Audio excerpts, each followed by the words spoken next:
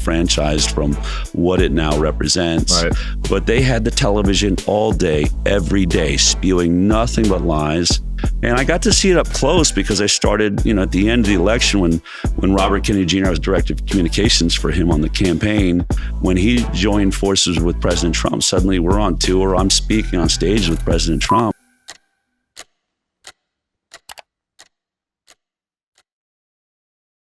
All right, guys, Del Bigtree here today. About to be a big 2 days for you, right? Yeah, and we're really excited to be here in Washington, D.C.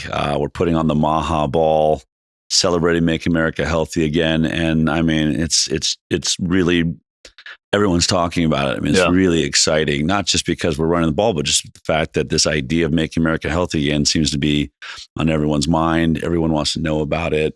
We're turning people. We have 1,000 people on the waiting list trying to get in the ball now. Yeah. That's insane. Yeah. What a movement. We should have rented a stadium, I guess. I know, right? Next time you'll have to get a bigger venue. Yeah. What a movement Maha's been, because you're actually seeing results already before the presidency has taken place. It's it's very astute observation, because I was asked 5 times by the news agencies yesterday, well, what's Robert Kennedy Jr. really going to be able to do in government? I said, he's already doing it. I mean, you just watch red dye number 3 get, basically finally pulled and banned after over a decade of knowing that this is a toxic chemical that's in our food. And so what I think that really represents is, we're moving past that space of thinking that the government's going to do it for us, or that somehow it just works on its own. It's really just public pressure, right? Change only happens when the people want it and they're standing there. And I really feel like the government right now, especially regulatory agencies, are feeling the pitchforks and the flaming torches outside the gates of Washington, D.C., if you will, demanding change, demanding take care of us. What are you doing? Why are you poisoning us? Why are you allowing this stuff on the market? And I think that's all a part of, Robert Kennedy Jr., this voice, this Maha movement is already doing its job. It's already putting pressure on the last administration before this one even steps in. So it's really exciting. Yeah, I think there's 2 sides to it. It's like, why are you allowing these ingredients? And then why are you banning the good stuff, right? The peptides and the psychedelics. Right. Yeah. I was just talking to somebody that was a part of the psychedelic study that, the FDA, didn't approve it. I said, well, what do you think is going to happen? And he said, well, look, when we're ready to do another trial if we have to, but we'd love an FDA that will look at the evidence and the science that we've just done and re-examine it, because you do. Look, I want science. Science has to happen, right? We can't just say, hey, just because you want it to work, it should work. I'm all about double-blind trials. It's one of the things that I fight for. Yeah. But if you have good studies, we shouldn't let sort of a dogma get in the way of progress. And I think that that's really what we're dealing with. I think what Maha is up against is sort of that pharmaceutical power over our nation and over the concept of health.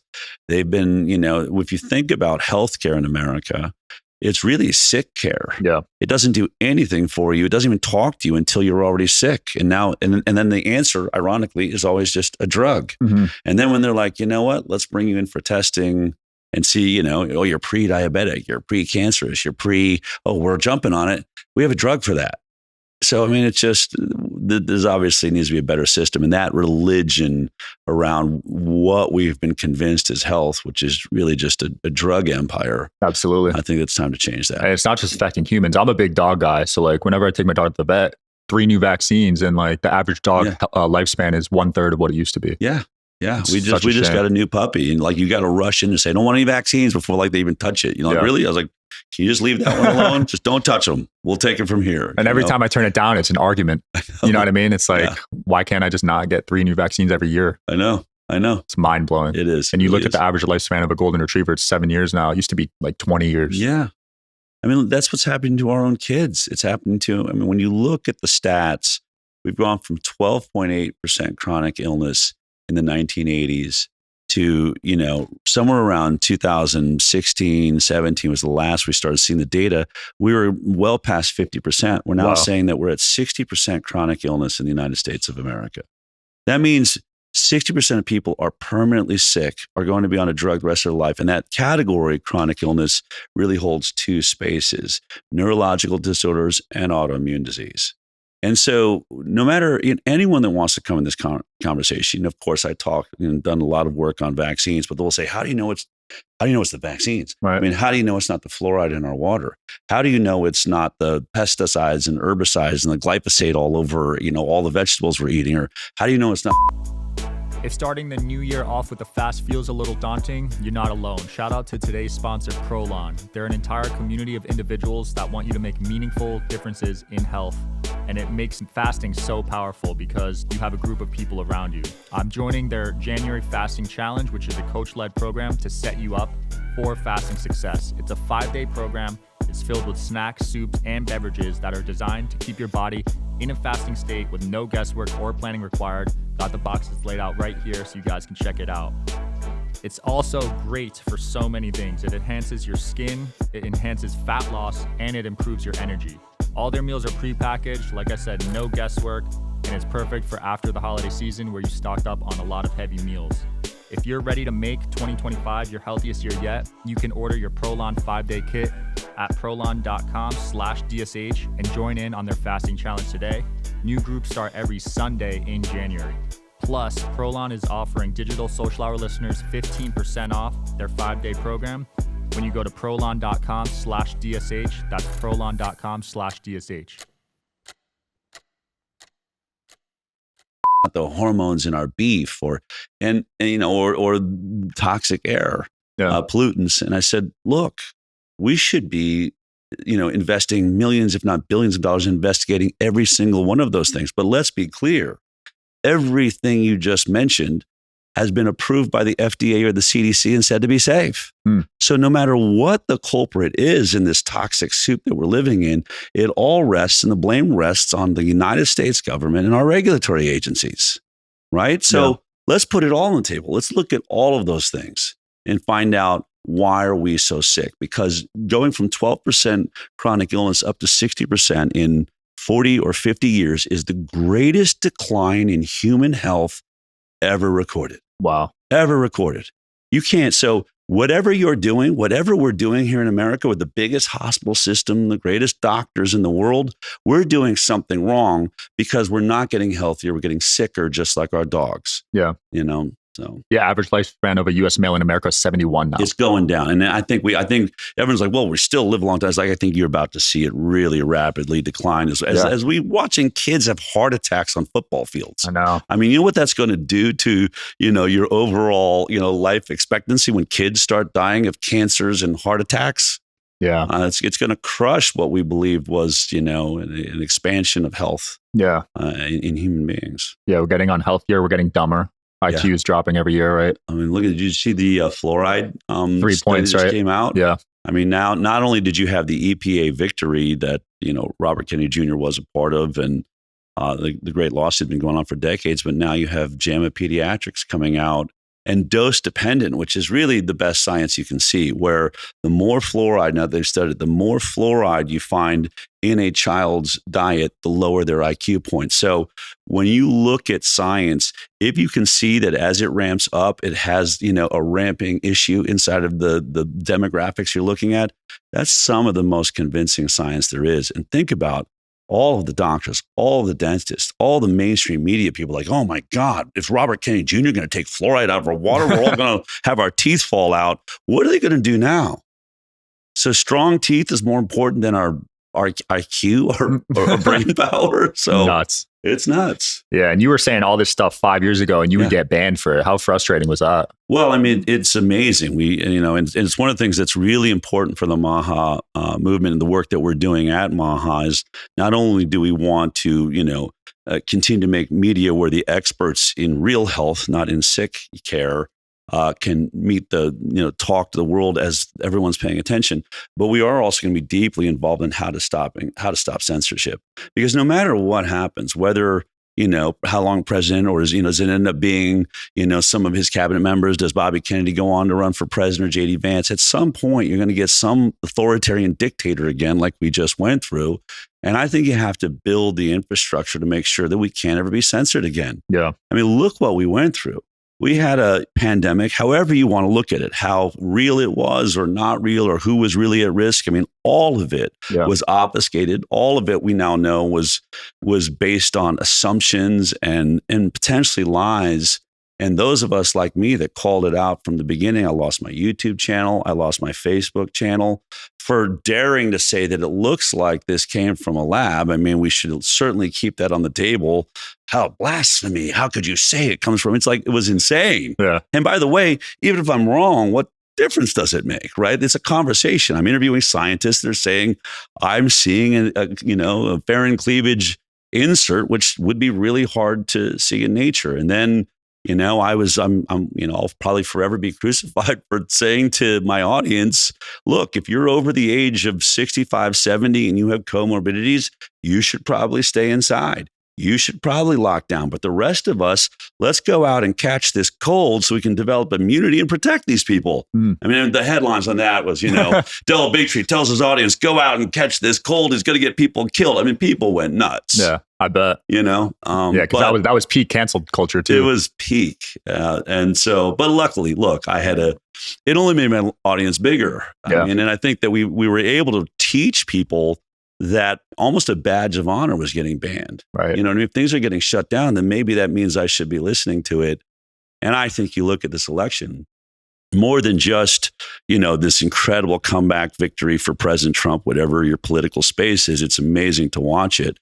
But the real victory was new media, what you're doing, what I'm doing over mainstream media. Mainstream media just lost the election. They have a 24-hour-a-day news cycle. They have been dumping propaganda on us, from a supposed liberal perspective. I say that as a lifelong liberal that's totally disenfranchised from what it now represents. Right. But they had the television all day, every day, spewing nothing but lies. And I got to see it up close because I started, at the end of the election when Robert Kennedy Jr., I was director of communications for him on the campaign. When he joined forces with President Trump, suddenly we're on tour. I'm speaking on stage with President Trump. Yeah. And I'm watching these amazing love fests where like the vibe couldn't be better. People praying and singing together. Trump does like a comedy show for an hour to 3 hours, depending on how much energy he has in the night. And then you'd go home and see it described as a Nazi rally filled with hate. I started bringing family members and friends who were diehard liberals and say, you have to see this with your own eyes. What is happening is pure lies from mainstream media. And I'm happy to report those lies didn't work. Wow. They have to retool because new media just took over the world. Yeah. And that's great advice just overall, not even just politics, just to experiment the other side, right? Yeah. See their point of view, see their perspective, rather than just make your comments online without experiencing that. Absolutely. I mean, we are, and it's hard to believe it. It really is. Like I would say to friends and family members, they're still diehard liberals, like you're being lied to. They're like, no, I mean, there's some truth. They're like, there's no truth. I can tell you there's things you are hearing on your television that has zero truth in it. Yeah. So. Yeah, it makes you question the news. Like I grew up watching the news every day, and I never once questioned what was on the news. I took everything at face value. Well, it makes America, in some ways, we're more endangered as citizens than you are in Russia or North Korea.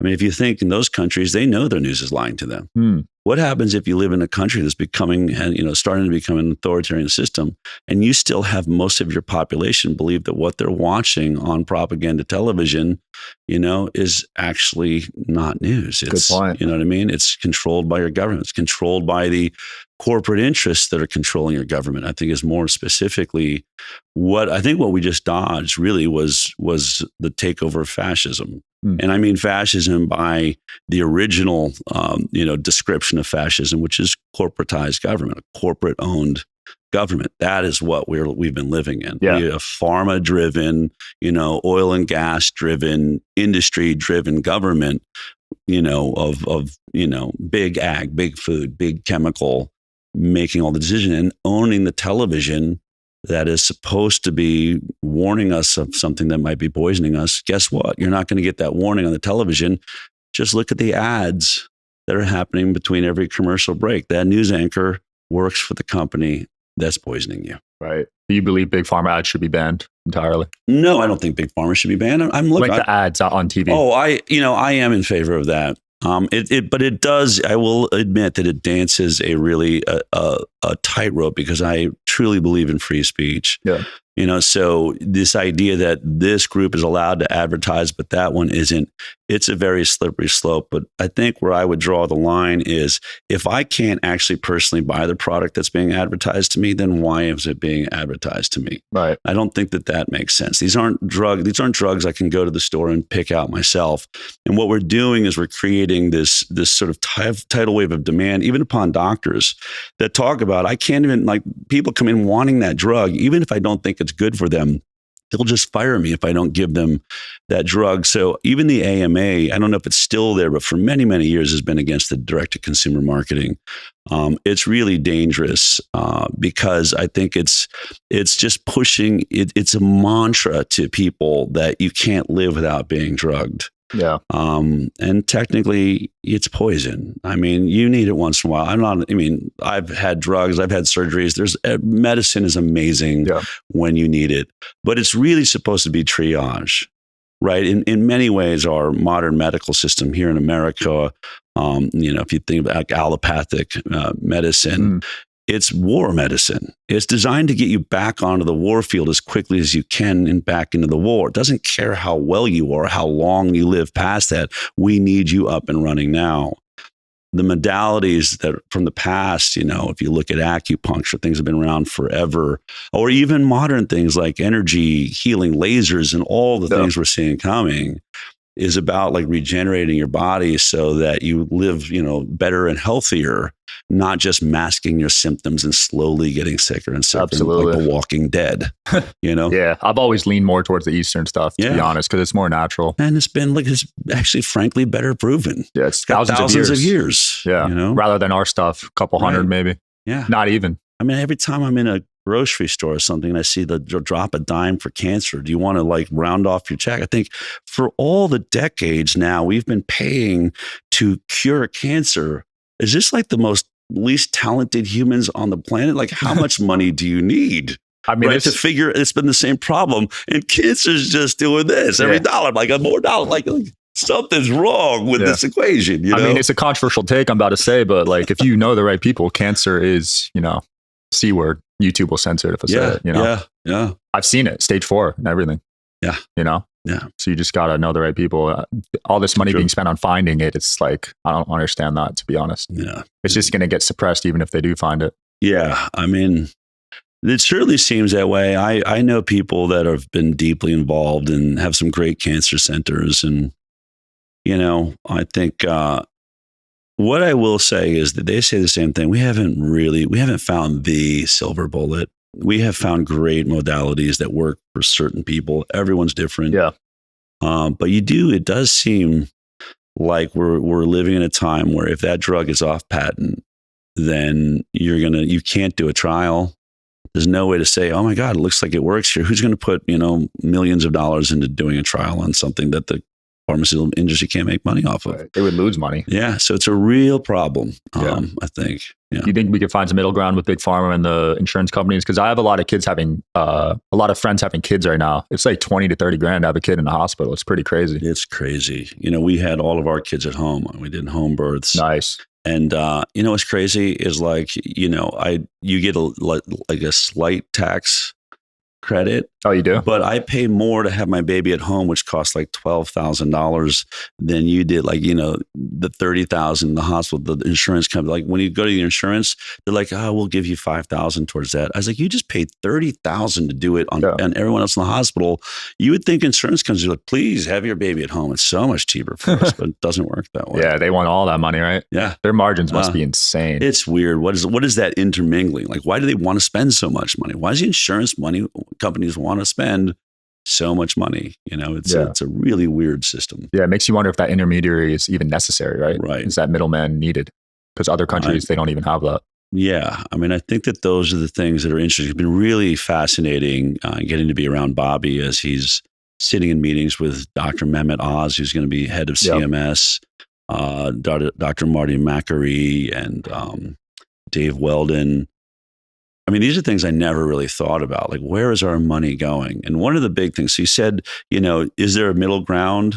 President Trump and Bobby Kennedy had dinner with, I think it was like Eli Lilly and I think there was Pfizer executives. And, what Trump is saying very publicly is we're going to take the middleman out of here. right? We're going to stop. That's what's driving up the costs of everything. So here's the deal. Bobby Kennedy is going to go and start investigating all your products. Like, you're not just going to be slipping through any longer. And I know that's really scary, but guess what? You want to make more money. We're all in business. How about we get rid of this middle guy that is taking all the money, taking your profits? You give me a better deal on the drugs, but I'll make sure we pay you directly. And so I think it's those types of deals. So what makes Trump really fascinating as a businessman? I mean, it's a smart move, right? I'm going to take some things away from you. You're going to be under more scrutiny, but guess what? We're going to make sure that you make more money when you have a good product, because it's going directly to you. And we're going to get rid of all of these third-party intermediaries that are driving the costs for everyone, this nation, and bankrupting us. Right. So, I mean, if there's anyone that knows how to make a deal, it's Trump, right? He wrote a book about it. Yeah. Well, and I think we watched it. I joke, he's such an incendiary character that, and we've never seen anything like it, right? Like I said, the last election when he lost, or however you want to look at that, we've never seen an election like that. First of all, people say, "Oh God, I wish he had, used better words." It's really his language. I was like, this guy got more votes than any Republican in history. Right, 67. You can't really mock how he uses language. How he's using language just got him more votes than we've ever seen. And let's be clear, the guy that they're saying won against him, no one voted for that guy. No one wanted Joe Biden. Yeah. Nobody thought that that's the smartest guy in the room. It was just your anti-Trump vote. So technically, every vote in America was Donald Trump.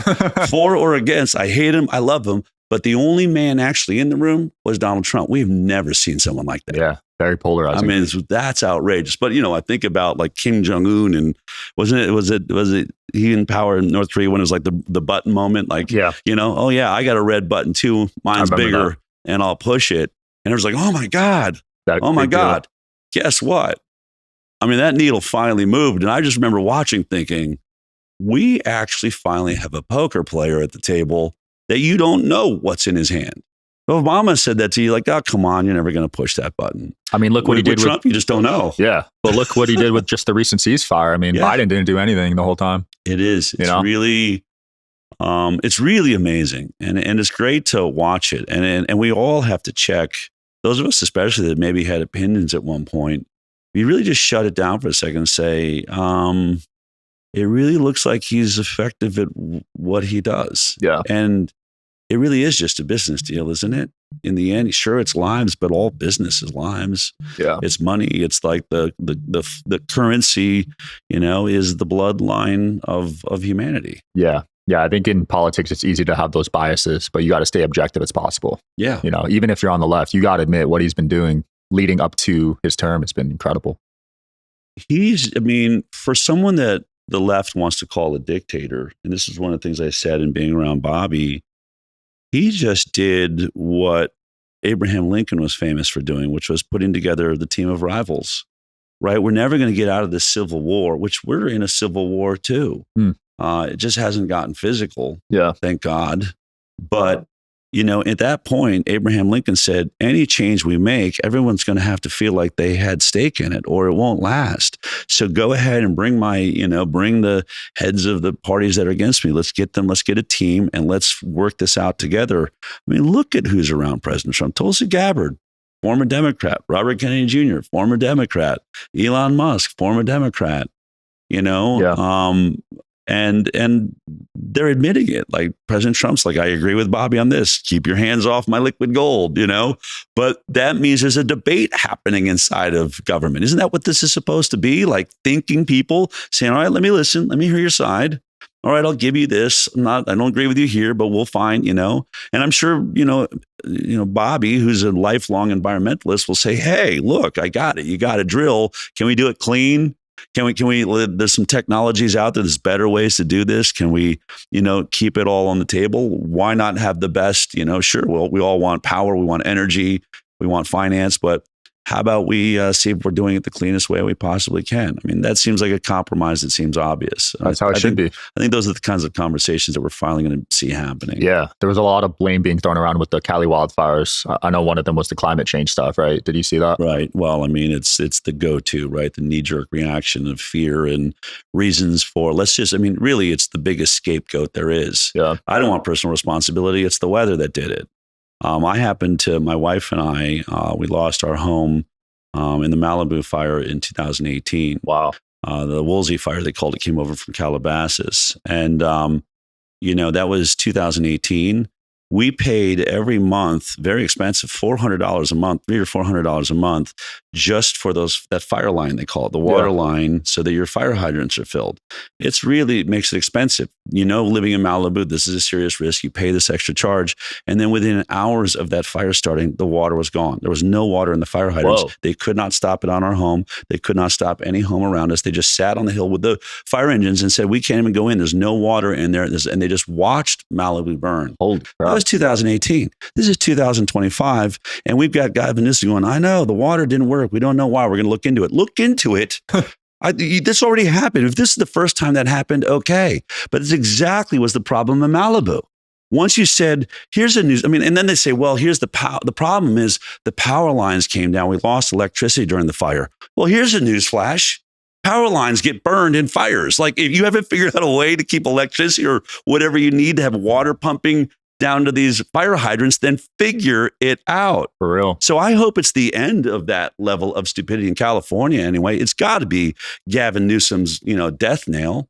If it's not, then you're just the stupidest humans in humanity live in California. Yeah. He just always comes back from everything. So we'll see. Yeah, He's like a vampire. See. It is true. Did you have insurance at least on the 2018? Yeah, we did. So my heart goes out to those people who had their insurance. Yeah, because they pulled out, right? Pulled. Right before. Man. That's crazy. I think that's another scam. I think that there's something.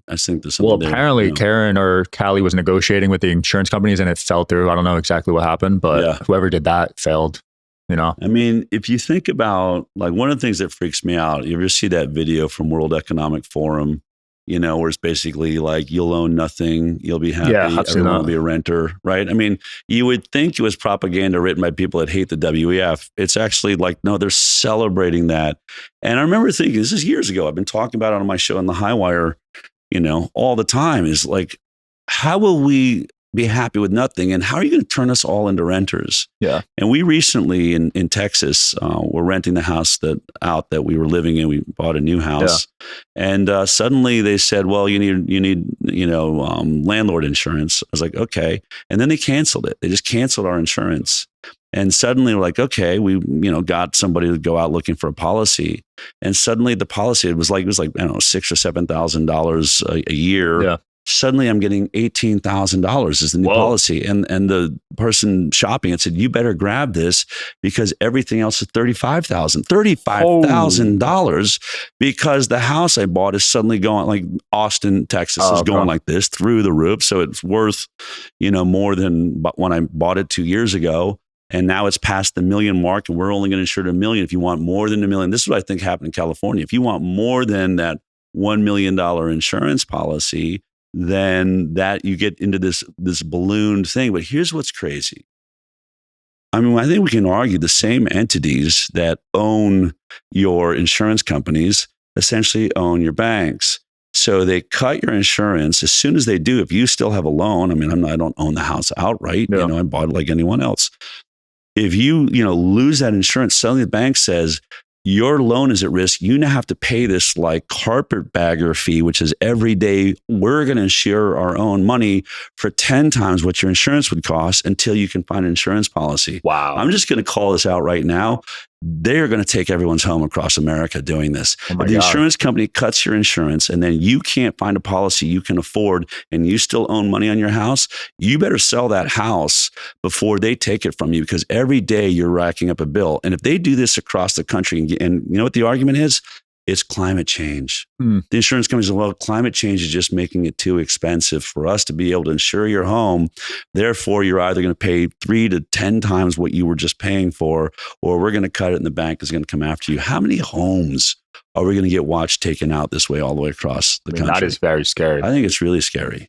They did that in Hawaii, right? Yeah. The Maui fires. And look at it. There's big developers. Los Angeles is going to turn into a smart city. Yeah. Right? Gavin's going to get his dream. You're going to have cameras on every single lamppost because apparently liberals believe in authoritarian rule now and watching you from every nook and cranny and judging your heat and turning your heat up and down for you and telling you whether you can drive 2 blocks from your home or not. It's crazy. They're calling it LA 2.0 and they seemed like it was already planned. It was weird. Did you see that speech? he already had plans for LA 2.0. I know it is odd, right? It's really dystopian. Yeah, and the Olympics are ironically coming up soon, so just weird timing all around. Yeah, I agree. Yeah, I try not to get too conspiratorial, but it's just like when so many things happen, it's like at a certain point, it's I mean, that whole guy, I get called a conspiracy theorist all the time. I make sure, like, really, I think we have one of the most researched, shows online. I have a team of people. I'll pull a story 10 minutes before we're going live if it's just something is not adding up. But, Catherine Austin Fitts, I don't know if you know who she is. Just a great sort of banking mind. She ran HUD, I think it was, under Clinton. Solari.com, as she does a lot of financial discussions. But she said to me once when I was interviewing her, I was like, I mean, aren't you afraid of being called a conspiracy theorist? She's like, Del, the world is conspiracies. The world's run on conspiracy. If you're not in a conspiracy, get in one, because every decision is a few people have a great idea or a bad idea. Every company starts with a conspiracy. Every government idea, Maha, is a conspiracy. It's a few people that believed in health and decided and pushed it and ran it and got it happening. So how did this become, and it was a really good point. Like, why is conspiracy meaning we're conspiring to do something together, right? Yeah. How did that become a bad word, Yeah. That's a good question. Yeah. They say the government, right, started planting some. Sure. It's like that CIA problem. Let's make common conversation and business building and thought building.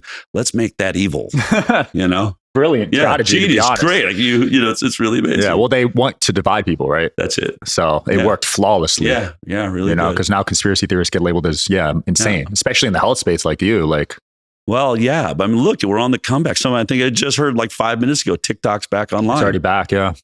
I mean, look at what this administration, he's not even sworn in yet. Right. I mean, it's amazing. I think, and you're talking about one of the most censored people to ever run for president, lawfare. He's a convicted felon now. They got what they wanted. They can call him all the names they want. But frankly, I don't think America cares. No. Yeah, this man's been through a lot. Yeah. I'm excited you're part of the team, man. Where can people keep up with you and find more about your movement? Well, right now, you can go to mahaaction.com. We're going to be launching maha.io, which will really be the sort of mega site for all the things. We want to network people together.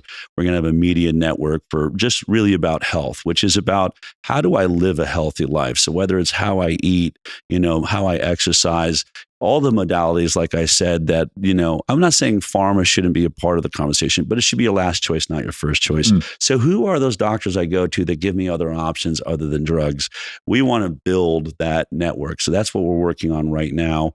Build that network where people can find that like-minded idea of, I want to be inside of a system that makes me healthy, isn't making money off of me being sick. So we're going to have media around that. We're going to be building networks. And then we're going to be celebrating and promoting all the work that Robert Kennedy Jr. and his team, God willing, gets confirmed. Love it. Here in the next week. So can't wait, man. Very excited. Yeah, have fun at the ball tomorrow night as well. Will, awesome. Thanks for watching, guys. We'll link everything below and see you next time.